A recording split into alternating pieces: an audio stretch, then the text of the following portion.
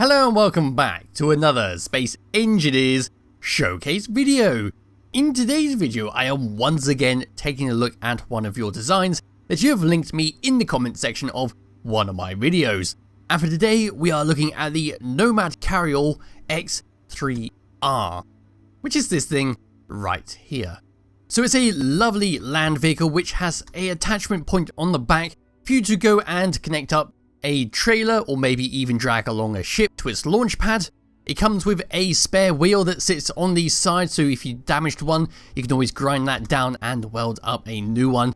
It's got a projector block so you can go around and do some spot repairs. It's got lots of buttons, it's got lots of scripts, and it's got a little bit of defense.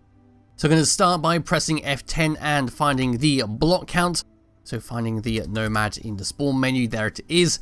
This vehicle is 3,684 small blocks. It uses the decorative block DLC pack and no mods. So starting at the very front here, we're going to take a quick look around the side and then we're going to head on inside, and thankfully everything in this vehicle has been labelled so you know exactly what the button is and what it's going to do. So thank you for that.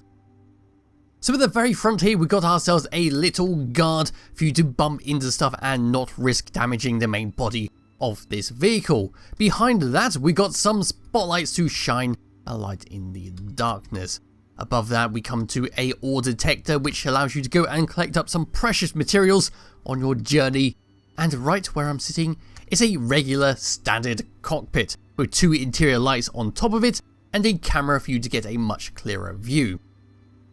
As we move around the side, we can see this little grate part at the front, how it's been attached on by some blocks. So we've got a nice bit of distance there and some blast door edges right behind it. So if you did get pushed in, it's not going to do too much damage to your body. Yes, as we move around the side, we've got a bunch of large wheels and we got a spare wheel on the side with some lovely blockwork going all the way around the edges. We are using the digital camouflage skin with some white clean blocks as well. Then as we move around back, we can see we've got ourselves a hydrogen tank there because we do have some thrusters on this to push you along. So if you're carrying a very heavy cargo piece, then that is going to be very useful. At the very back of this vehicle, behind where our trailers will attach up to, which we'll look at in just a minute, we do have a small little piston doorway where we can press that button and it will open up the rear access to go inside. We've got a little camera behind so we can see if we're connecting up to something nice and clearly. And there are our thrusters to push us along. We've got plenty of spotlights to shine behind us, which is also very useful when trying to connect stuff up.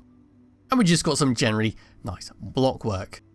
As for the trailer itself, we got ourselves a connector. That rotor head is going to be how we're primarily going to attach ourselves to a trailer. So the trailer or the vehicle you have will need to have a rotor head on the end of it, so you can just slide up and connect yourself into that to allow you to turn around like a proper truck. Then right at the very back, we've got some little red interior lights, some white interior lights, and some warnings on some LCD screens with a little number plate at the very back.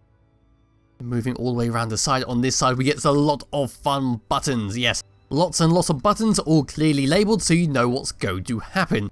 We've got buttons to open up that little ramp, which is our side access into the vehicle. We've got buttons to deploy some pistons to lift this vehicle completely off the ground so we can access that connector underneath it. We then have another button which we can press that deploys these landing gear right down so we can lock ourselves in place, and then we have some buttons to control the locks on them and buttons to control the connectors. And we do have a small little access port right there to get stuff in and out of the cargo without going inside the vehicle. And as we come around this side, we can just see some more lovely blockwork.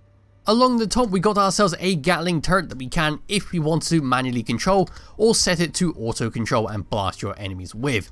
There's our antenna, we got the blinking light, and we got some spotlights on some rotors which have been angled quite nicely. And last but not least, a laser antenna just to point in different directions. Just dropping down and coming underneath so you can see everything that's going on here. This is our artificial mast which sits at the very front, and then we can see our cargo containers, we can see our piston heads, our landing gear, and there is our connector and timer blocks. And moving along to the back, that's what we get. So it's a lovely design and would look great if there was a trailer to attach onto it. Unfortunately, I do not have a trailer at this time that can attach onto it. I did try and wedge a ship into one, but unfortunately that over there happened. So now it's time for me to take control of my character and we can head on inside this vehicle. So we've got two ways where we can go. In fact, no, let's play with the buttons first. Let's come over to here. In fact, let me just go and bring the sun back around. There we are. And let's press some of these buttons. So we can press this over here, which will then drop our landing gear onto the ground and lift us up. We can press that button to lock or unlock them. Very useful if you're trying to attach a heavy piece of cargo onto the back to make sure you're not going to nudge this along. Over here we then got our jack lift system, which will deploy the pistons and lift this completely off the ground like so. So now we've got some underneath access where we can go into this connector right here or do some repair work all the way under this. Let's go and drop that back down. We then have all the controls for the connectors and the rotor head at the back there, so connect on and off, hitch on and off, detach and attach the rotor head. And then this button over here will deploy the ramp and allow us to get in and out. So there we go, that opens up and we can very easily just walk up it. Nice, no jetpack or jumping required. On our left we get a personal storage where we can store some guns and ammunition, and on our right we then have a button to lift up that ramp and close ourselves inside. And this is what we get, a very cramped area with one hell of a lot going on with it. So starting at the very back, we then have the rear floodlights on and off, so we can do that if we wanted to, which will be the spotlights. And then we have the rear access, which will deploy the pistons, and then we can walk out onto here and see our trailer and whatnot. Load that up. We then have the attach and detach the hitch, which is our rotor head. And to lock it on and off, we can hear the hum of a hydrogen engine, and we got the start of many LCD screens telling us what's going on. So this is our hydrogen tank information, our battery power. Behind there we can see some batteries. We've got a programmable block. There are quite a lot of scripts on here, so if I was to find it in the spawn menu once again, there we go, we've got all our scripts listed here, which is a floor plan, turret-based radar, automatic LCDs, artificial horizon, the navigation bearing, and whips subgrid wheel control. Over on this side, we've got the exact same setup where this hydrogen tank and these batteries are being displayed, and looking up, we don't really have too much to talk about. So we're going to walk into this room over here, which has some passenger seats to sit on, and some more buttons to play around with. So this button is the interior light on and off. We then have a bunch more LCD screens telling us our hydrogen engine power and all that. We then have this little seat, which is our small control seat where we can look down at our Gatling turret on and off, and the Gatling turret control, which is great. So we can just control it like so, and then turn it on and off so it doesn't automatically open fire. We then have our navigation bearings right there, our clock, our radar dish, and our ammo summary, which is fantastic stuff. And on this side, this is our O2H2 generator to quickly recharge our hydrogen bottles or oxygen bottles, depending on what we need.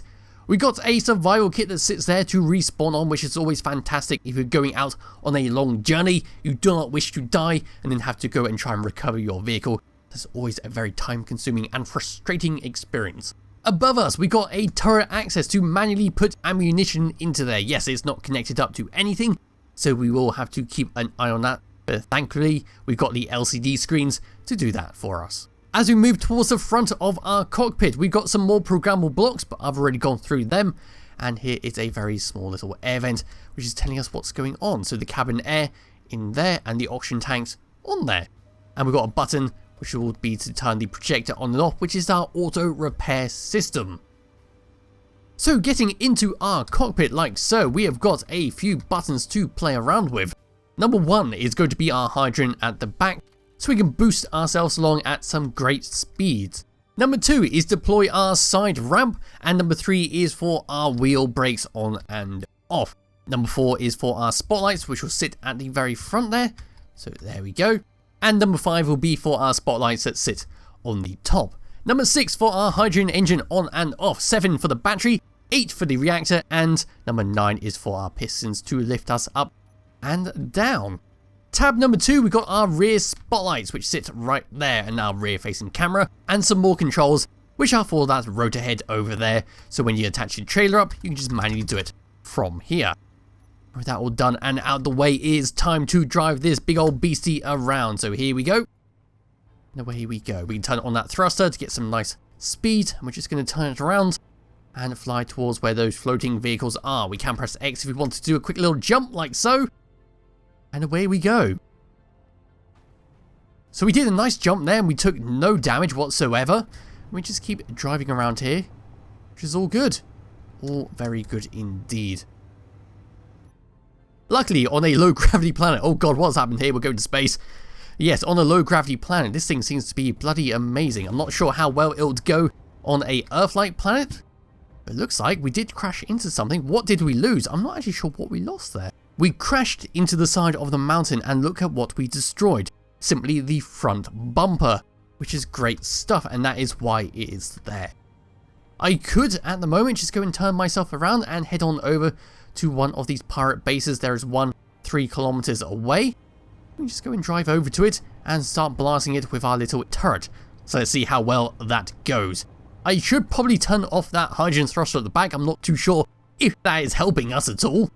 Oh, I see. Is that a proper... I don't think I've ever seen one of these. A proper pirate outpost with a shield and everything. That's got to be a first. Unless, of course, it's not a pirate outpost and they just simply hate me. Let's just go over to it and see what it has to offer. Just flying over here, not worrying too much. Just try and land on our back wheels. There we go. And see what they do to us. So in we get. Whee! I've entered the safe zone. And they didn't seem to really care too much. Let me just go and turn around. And actually, no, I'll go over to this pirate base over here. Let's go and do this one. So we're just going to head on over. I hope that the turret itself is being set up to shoot everything. So idle movement is on, is all just attack everything, absolutely everything. Please attack everything. There we go. It should have, yep, that should all be good. We'll just drive over there and then I will just go and check out that station over there. I'm not too sure what it is, but it could be fun. I am, if you're interested, still looking for vehicles that those outposts offer, and we'll be making a video on that hopefully some point soon. I am trying to track down one vendor, which I have done a video on before. I think it was when the economy update first came out. I'm really struggling to find that once again, because it did have some good vehicles in it. Yes, here we go. Our turret has opened up. We're just going to keep driving. Hopefully not take too much damage. And just drive around there. There goes our turrets. We should be faced. That is a cliff. Oh god. Do a backflip. I'm sure this is fine. In fact, I think we just bounced off a rocket. Let's just land. And down we go. We lost our trailer, but we are still drivable. We're down to 4 wheels. So now we're a proper little vehicle. Okay, so heading on the inside. What do these guys have to offer? Well, they got some nice stuff in there. And their contracts are not too bad. But anyway, that is it for the Nomad Carryall X3R. It will be in the description below if you wish to play around with it and try it out, maybe even building some trailers. You could make this thing pull along a small mobile base if you wanted to do that, but that's entirely up to you. But anyway, thank you all for watching, and I'll be back with another video some point soon. Bye bye.